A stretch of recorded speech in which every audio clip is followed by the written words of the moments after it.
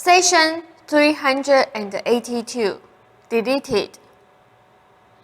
Now, the events of Friday evening have literally changed the lives of those present, yourselves included. The others present will always remember what happened here, and my explanation was a necessity if the affair was to be successfully concluded. Rob noted, I spent quite a few hours over the weekend putting the broken table together. Seth said, you are both learning new methods and approaches. Whether you realize this or not, you are learning to utilize energy in new directions. The affair that evening will affect others who were not in the room. Limited concepts of the nature of reality have already been broadened in those present, in some of those descendants, and in others to whom they will speak. The event has ripples, you see, and yet though, in your terms, the event is over, it is not over, merely the first movement has begun. The energy used that evening has not begun to complete itself. Rob noted the personality inhabiting the table. Seth said, is also learning. You will discover in practical terms how you move and affect physical matter before we are finished, and discover quite practically that you create it. The nature and focus of your energy as you learn will be important in other areas. You will be able to help apparitions appear, for example, on occasion. Rob noted, Jane stretched out on the divan. Seth said, you will have sufficient control over energy to make very successful projections. You will have more direct evidence for the survival of the human personality. I will help you in certain areas. Others will help you in other areas. The energy generated continues to generate more energy, and more will be available for you both to use. The spontaneity was excellent, and Ruber has learned to give his spontaneous self more freedom in our work. Your recommendation to him earlier was excellent, having to do with his exercises, and the book, Psycho-Cybernetics. The work with the table will continue and develop into other areas. It is a necessary preliminary, where the effects are definitely seen in the material universe. You will have no difficulty in finding tables to work with. Ruber and you can practice by touching various objects, getting the feel of them, so that you can recognize their psychic makeup and feel it as strongly as you feel the physical composition. This is only one of the surprises in store for our friend the Druid. Incidentally, the energy that showed itself the other evening appeared in peaks of activity, rushes in like waves, and is always present. You were tired the following evening, so that the energy seemed withdrawn and used up. You learned to take advantage of the crests.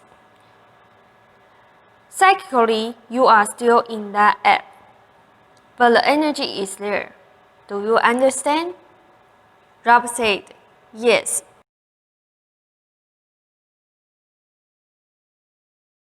Ruber was able to direct and use a strong amount of this energy that evening, and he was also aided by your participation. Originally needed the emotional contact with Ruber's student Venus in order to activate within your system. He has learned, however, to operate without that crunch, and has set up a different kind of bridge with Ruber. Now, some personalities, survival personalities, because of their personal characteristics, and more able to directly manipulate physical matter than others, more temperamentally suited to it, and consider it in itself a challenging endeavor. To move an object in one universe, in one field of reality, from another field of reality, is hardly child's play. Such personalities must learn at their end, and this learning is often accomplished along with corresponding learning on the part of a developing medium. This is what you have here. I am the mentor in all of this, pointing out the implications and the lessons to be gained. As a rule, I leave these practical lessons to others, for the mental considerations have always intrigued me more. On occasion, I will assist you, but I will assist you far more through our sessions, and by carrying through in other aspects of your education. Ruber's clairvoyant abilities need further development, and I will help here. For instance, much of your own energy has been used in a situation involving yourself and Ruber and your joint problems. His energy is now, incidentally, normal. That is, his energy is at a point where it was, but now its emergence will not be blighted as it was at that point, just before his symptoms. It is unblacked and will grow. To some extent, you have been waiting to see how his condition would develop, and you will soon feel some release and emergence of energy on your part. Someday come, and you used it well Friday evening. Your own psychic development came to some comparative standstill, as did Ruber's, for a while during the darkest periods last winter. You shut your own down, partially feeling guilty at your part in Ruber's dilemma. He slowed down simply out of here.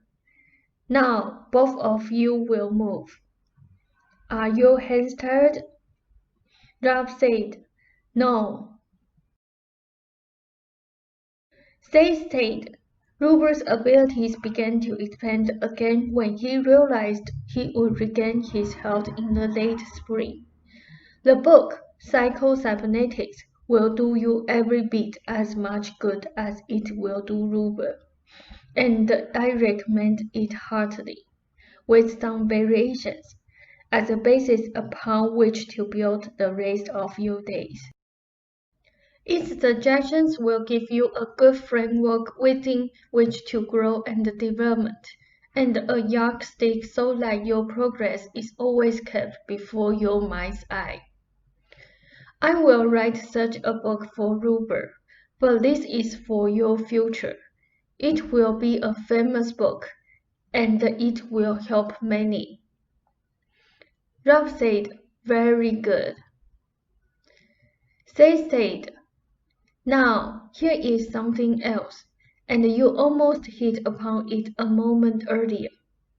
Ruber could have solved his problems, as we have said. Without such severe symptoms, he is returning to health.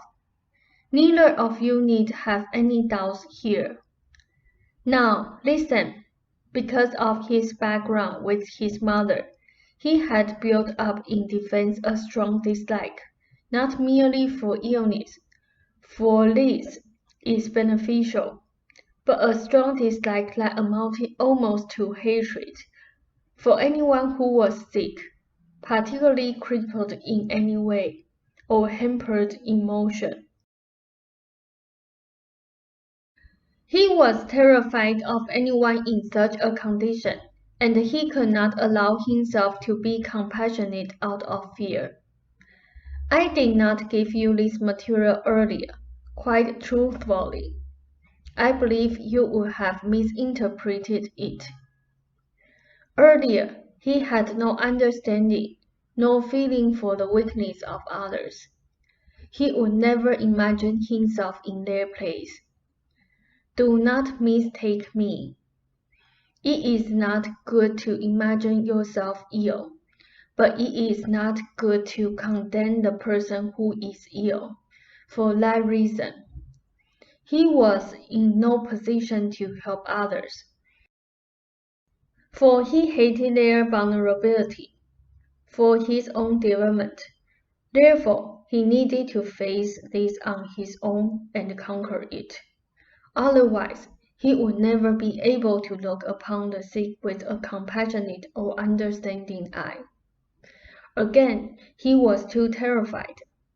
He will completely recover, and then his story will have meaning. You both knew this. You had your own time of it, partially for the same reason. But he had to face the depths of his own terror, and rise and walk away from it, if he were ever to help others do the same. There was no easy way therefore, really, though easier ways were available.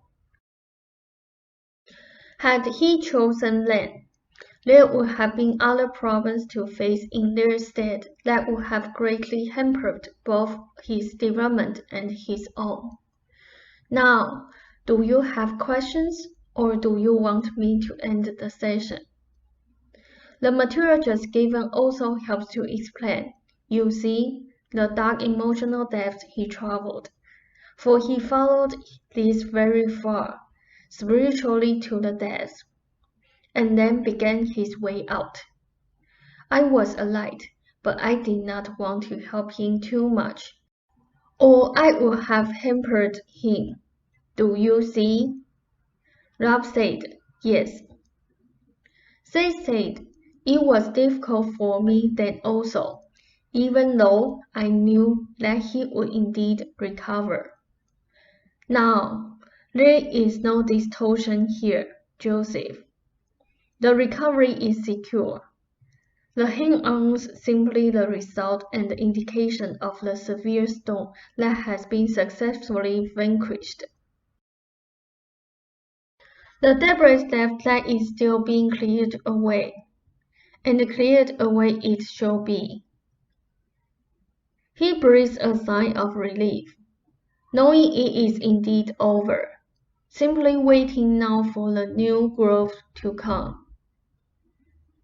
You may ask questions or end the session as you prefer.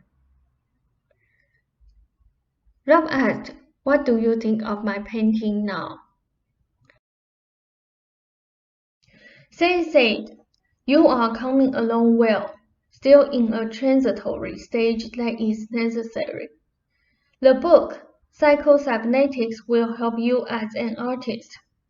I will help you more in the near future, when we devote several weeks to the subject. I am also getting advice before I hold these sessions, from someone who is much more of an artist than me. Rob asked, a survival personality? Seth said, indeed. Rob noted, as far as I can recall, this is the first time Seth has stated such an approach to a problem, explicitly, although in the past he has referred to various subjects by saying he was not well informed about them. Seth said, your development as an artist, however, given your particular abilities and personality, was not possible in your early years. The qualities for which you should become known will be somewhat the result of your psychic development also. This much I do know. You were not spontaneous enough as a personality to allow fulfillment of your abilities at an earlier age. Overall, this is beneficial, since you were saving your power until you were ready to contain and express it. Earlier, it would have frightened you. Rupert aided you by helping to develop your spontaneity. Now, you repay him by showing him how to rediscover his own. The question of medium will end up as relatively unimportant. Rob said, I thought it would. Seth said, color, meaning, and form will predominate, though perhaps in an unexpected manner. Your hand symptom will disappear entirely as your accomplishment grows in your mind, and later grows practically in your work. Rob said, I thought it was interesting that I picked on the two Bills for models, Bill Gallagher and Bill McNeil. Seth said, you will do a painting of the Jesuit, Bill Gallagher, that will become well known. It will be the outgrowth of a conception in a painting sold to Sona of the idea, I believe. Rob asked, did you expect my father to go back home? I mean, what did Seth think of my father going back home to live under mother's care from the hospital, instead of going to a nursing home, as we had all thought quite possible? Seth said, I did not particularly focus upon intermediate stages.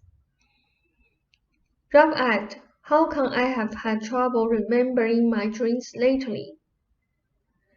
Seth said, she will now give him full attention, you see, that he has craved.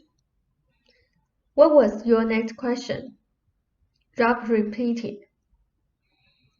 Seth said, this will pass, as it will in Rupert's case. You have lost the intent, afraid to have dreamed about your parents. This is also the reason, the main one, why Rupert has not recalled his. Rob said, Jen's getting ready to send out a book of poetry. Seth said, he can trust himself to write to his parents now incidentally.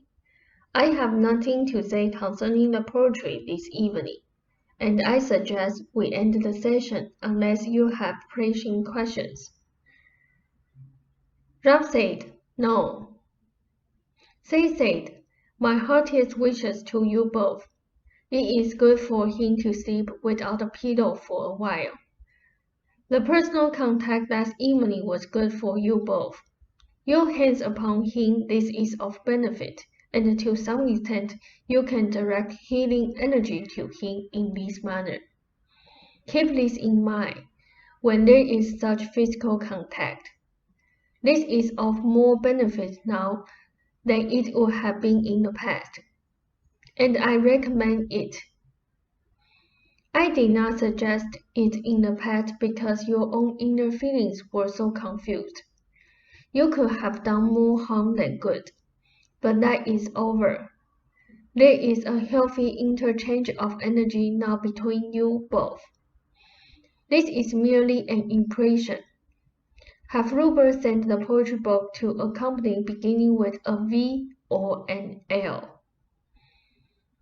Rob said, good night, Seth. Seth said, Rupert should endeavor to forget his aunts. He is overly concerned with them now, and this holds the image of them in his mind. This clouds the image of his aunts in their normal healthy position. Let him forget about them, and they will return to normal. His attention is directed too much toward them. As for your earlier comments, let him focus upon his general goals. He is not having success with the exercise I suggested, because he is trying too hard.